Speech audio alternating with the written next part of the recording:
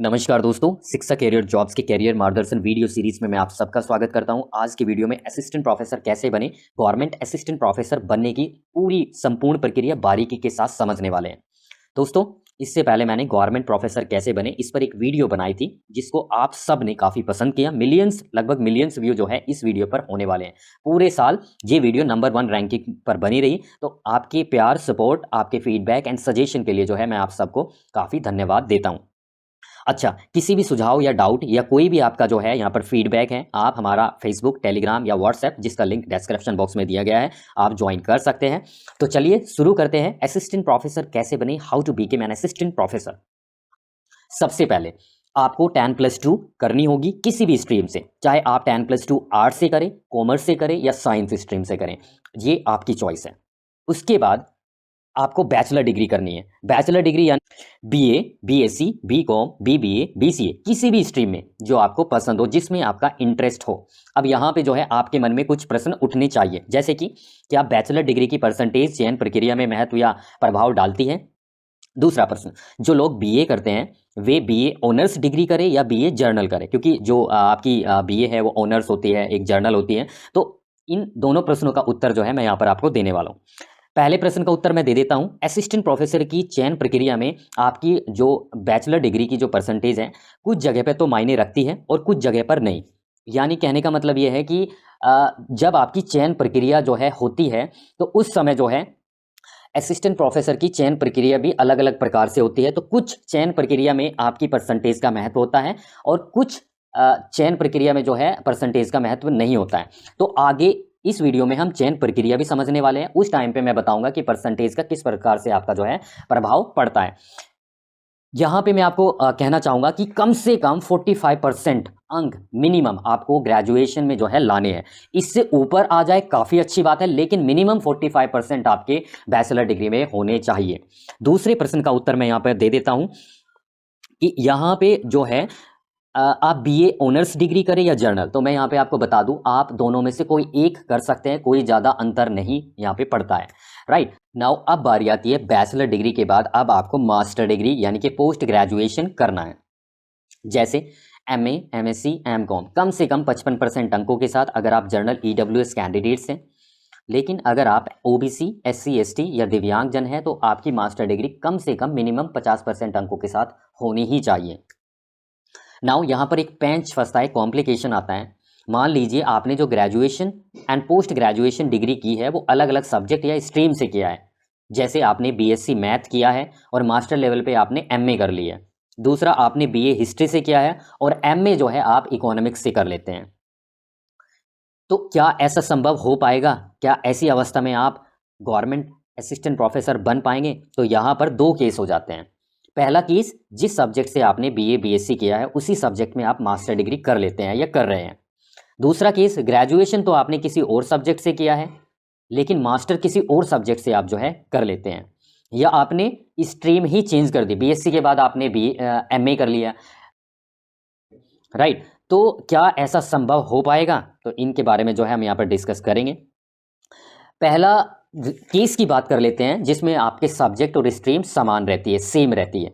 तो इसमें यहाँ पे जो है इसके बारे में हम बात करें तो यहाँ पे जो है जब आप मास्टर डिग्री कर रहे होते हैं उसी समय पे आपको एक एग्ज़ाम की प्रिपरेशन करनी है। और किस एग्ज़ाम की प्रिपरेशन करनी है? वो एग्ज़ाम है आपका यूजीसी नेट या सीएसआईआर नेट। इस एग्ज़ाम की प्रिपरेशन आपको, अब जो मैं बात बताने वाला हूँ वो काफ़ी महत्वपूर्ण है, इस एग्ज़ाम की प्रिपरेशन आपको मास्टर डिग्री करते हुए ही करनी है। ऐसा नहीं कि पहले आप मास्टर डिग्री करें उसके बाद आप नेट एग्ज़ाम दें। नेट एग्ज़ाम की तैयारी मास्टर डिग्री करते हुए ही आपको करनी है। जैसे ही आप मास्टर डिग्री के फाइनल ईयर में आते हैं तो आपको नेट एग्ज़ाम दे देना है। राइट, तो जैसे आप फर्स्ट ईयर में जैसे आपका एडमिशन हुआ मास्टर डिग्री में, तभी से आपको यूजीसी नेट या सीएसआईआर नेट की प्रिपरेशन करनी है। और जब आप फाइनल ईयर में आ जाएंगे तब आपको जो है यूजीसी नेट या सीएसआईआर नेट एग्ज़ाम आपको दे देना है।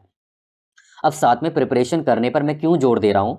साथ में प्रिपरेशन करने का एक सबसे बड़ा फ़ायदा ये होगा कि आप जब फाइनल ईयर में आते हैं आप इतने परिपक्व हो जाएंगे तैयारी करते हुए कि आप पहली बार में ही ये एग्ज़ाम निकाल देंगे। राइट, तो थोड़ा सा यूजीसी नेट या सीएसआईआर नेट के बारे में बात कर लेते हैं। जो नेट एग्ज़ाम है वो नेशनल एलिजिबिलिटी टेस्ट होता है। ये एक ऐसा एग्ज़ाम होता है जो असिस्टेंट प्रोफेसर की एलिजिबिलिटी के लिए जो है आपको क्वालिफाई करना होता है। नेट, एक यूजीसी नेट होता है, एक सीएसआईआर नेट। यूजीसी नेट, इन दोनों एग्जाम्स में केवल सब्जेक्ट का अंतर होता है। सीएसआईआर नेट में लगभग 5 सब्जेक्ट होते हैं, जैसे कि atmospheric science and environmental science, और इसमें जो है यूजीसी नेट में आपके लगभग जो है 82 सब्जेक्ट जो है आपके पास होते हैं, जिनके लिए ये एग्जाम जो है यहाँ पर जो कराया जाता है।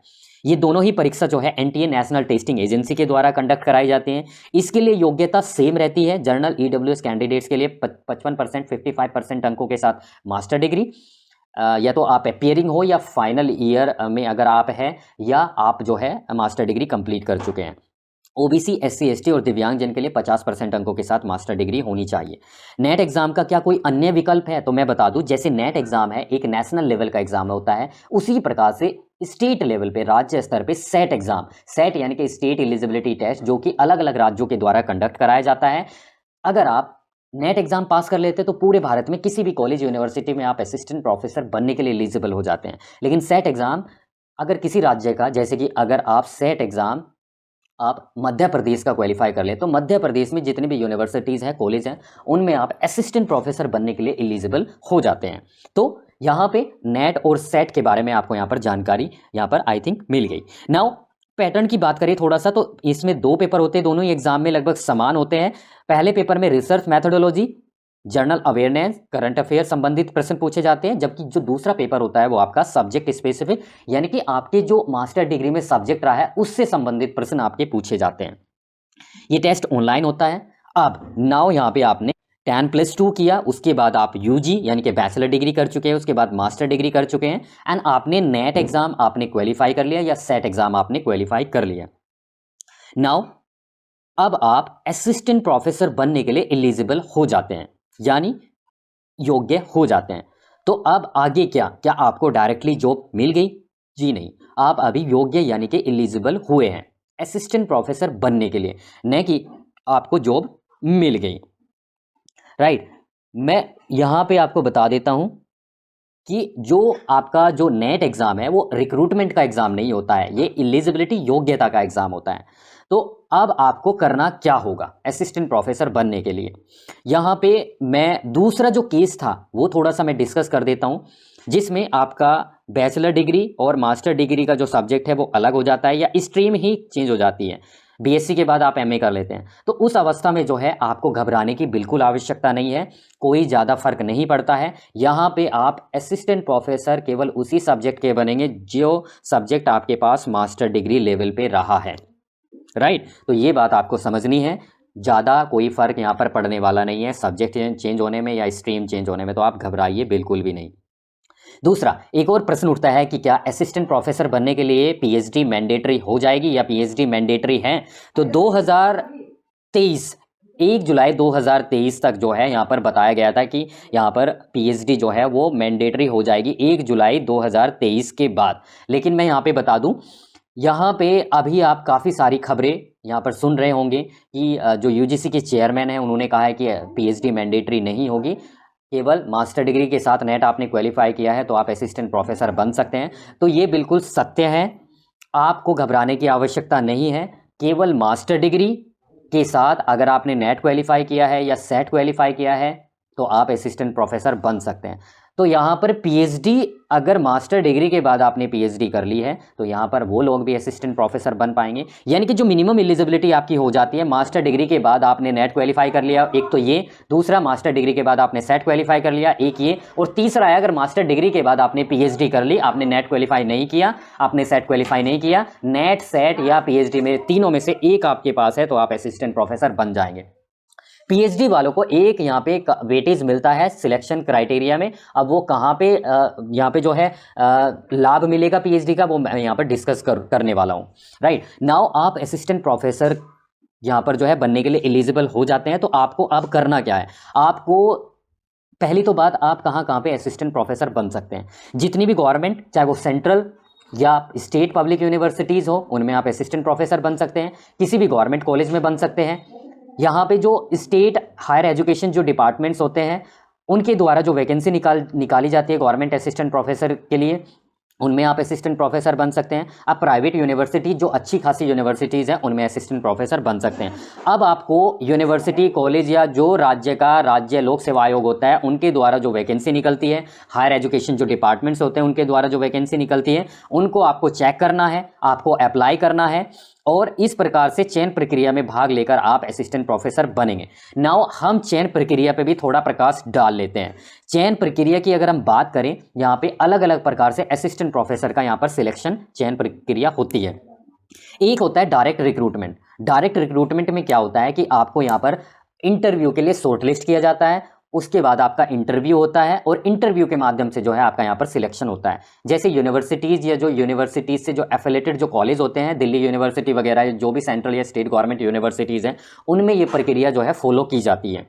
डायरेक्ट रिक्रूटमेंट में जो आपको इंटरव्यू के लिए शॉर्टलिस्ट किया जाएगा तो उसमें आपकी ग्रेजुएशन, आपकी मास्टर डिग्री की परसेंटेज, ग्रेजुएशन की परसेंटेज, नेट, जेआरएफ या पीएचडी वालों को एक्स्ट्रा वेटेज दिया जाता है। कोई एक्सपीरियंस आपके पास है, आपने कोई अवार्ड जीता है स्टेट या नेशनल या इंटरनेशनल लेवल का, आपने रिसर्च पब्लिकेशन पब्लिश किए हैं, उन सभी को अंक आपको जो है 100 अंकों का एक जो है यहाँ पर एक पूरा खाका तैयार किया जाता है। उन 100 अंकों में आपकी परसेंटेज, आपकी क्वालिफिकेशन, आपका एक्सपीरियंस के आधार पे आपको अंकों का आवंटन किया जाता है। उसके बाद आपको यहाँ पर जो जिनका आउट ऑफ 100 लगभग ये मान के चलिए 70 आ गया या 80 आ गया या 60 आ गया, इस प्रकार से जो है यहाँ पर अकॉर्डिंग टू वैकेंसी जो है यहाँ पर आपको इंटरव्यू के लिए कॉल दी जाएगी। जो टॉप रैंकर्स होंगे, एकेडमिक जो स्कोर बनेगा आपका, एंड उसके बाद आपका इंटरव्यू होगा और इसके बाद आपका सिलेक्शन हो जाएगा। तो ये तो एक चयन प्रक्रिया है।